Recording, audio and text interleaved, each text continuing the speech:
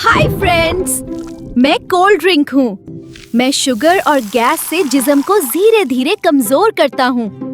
मैं चॉकलेट हूँ। ज्यादा हो जाऊँ तो जिस्म को नुकसान देता हूँ। मैं केला हूँ। मैं जिस्म को ताकत और एनर्जी देता हूँ। मैं लेमन हूँ। मैं चर्बी को घुला देता हूँ।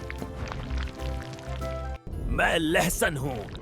मैं जर्म्स और गंदगी को खत्म करता हूँ। मैं मछली हूँ।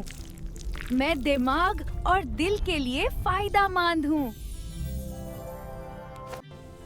मैं चावल हूँ। मैं जिस्म को फ्यूल देता हूँ। मैं गाजर हूँ। मैं आंखों और स्किन के लिए अच्छा हूँ।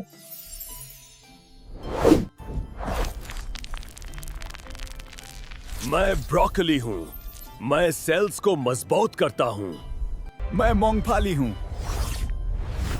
मैं स्ट्रेंथ और प्रोटीन देता हूँ।